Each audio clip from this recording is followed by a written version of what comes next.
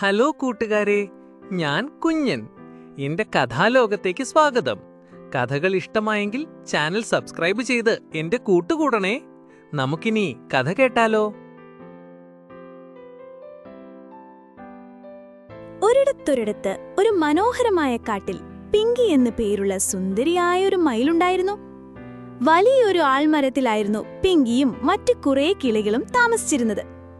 അവർക്ക് നീരാടാനും കുടിക്കാനുമെല്ലാം വെള്ളം നൽകിക്കൊണ്ട് ഒരു കൊച്ചു കുളവും ആലിനോട് ചേർന്നുണ്ടായിരുന്നു. എന്നും സുന്ദരമായ പ്രഭാതങ്ങളിൽ പിങ്കി തന്റെ മനോഹരമായ പീലികൾ വിടർത്തി നൃത്തം ചെയ്യുമായിരുന്നു. പിങ്കി സുന്ദരി എന്നതുപോലെ തന്നെ ഒരു അഹങ്കാരിയും സ്വാർത്ഥിയായിരുന്നു. അങ്ങനെയിരിക്കെ ആ കാട്ടിൽ ഒരു വലിയ വരൾച്ച ഉണ്ടായി. എല്ലാ ജലാശയങ്ങളും വറ്റി വരണ്ടു. പിങ്കിയുടെ മരത്തിനടുത്തുള്ള കുളവും വറ്റി. കുടിക്കാൻ പോലും ഒരൽപ്പം പോലും വെള്ളമില്ലാതെ പിങ്കിയും മറ്റു കിളികളും വിഷമിച്ചു. പിങ്കി പറന്നു നടന്ന് ഒരു പാറക്കൂട്ടത്തിന് നടുവിലായി ഒരു കുഞ്ഞു ജലാശയം കണ്ടെത്തി. അവൾ അതിൽ നിന്ന് വയറ് നിറയെ വെള്ളവും കുടിച്ച് തന്റെ സുന്ദരമായ പീലികളെല്ലാം കഴുകി അവയെ കൂടുതൽ സുന്ദരമാക്കി. ആ സമയം പിങ്കിയുടെ കൂടെ ആൽമരത്തിൽ താമസിച്ചിരുന്ന കിങ്ങിണിത്തത്ത വെള്ളം അന്വേഷിച്ച് അവിടെ എത്തി. അവൾ ക്ഷീണവും ദുർബലവുമായിരുന്നു. അവൾ പിങ്കിയോട് ചോദിച്ചു,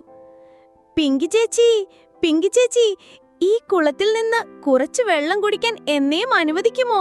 ദാഹിച്ച തൊണ്ട പൊട്ടാറായി. സ്വാർത്ഥയും അഹങ്കാരിയുമായ പിങ്കിയുണ്ടോ സമ്മതിക്കുന്ന കൂട്ടുകാരെ?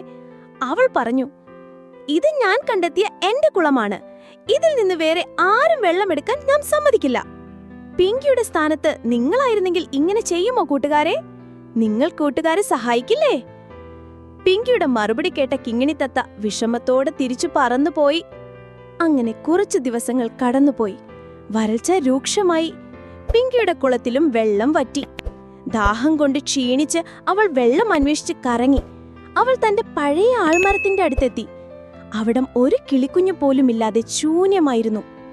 അവൾ ക്ഷീണിച്ച് തളർന്ന് ആൽമരത്തിന്റെ ചുവട്ടിലിരുന്നു.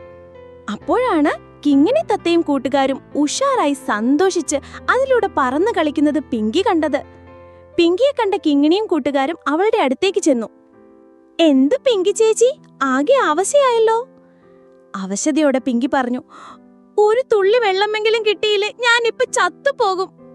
ഇത് കേട്ട കിങ്ങിണി പറഞ്ഞു, ചേച്ചി ഞങ്ങളുടെ കൂടെ വാ. അങ്ങനെ പിങ്കിയെയും കൂട്ടി കിങ്ങിനെയും കൂട്ടുകാരും പറന്നുയർന്നു. കുറച്ചുനേരം പറന്ന് അവർ കുറച്ചു മരങ്ങളാൽ ചുറ്റപ്പെട്ട മനോഹരമായ പൂക്കളുള്ള നല്ല ആമ്പൽ പൂക്കളെല്ലാമുള്ള ഒരു കുളത്തിനടുത്തെത്തി. അവിടെ തന്റെ പഴയ ആൽമരത്തിലെ കിളികളെയും മറ്റു കുറച്ച് കുഞ്ഞു മൃഗങ്ങളെയും അവർ കണ്ടു. എല്ലാവരും സന്തോഷത്തോടെ പിങ്കിയെ സ്വീകരിച്ച് വയറ് നിറയെ വെള്ളം കുടിക്കാനും കഴിക്കാൻ പഴങ്ങളും കൊടുത്തു.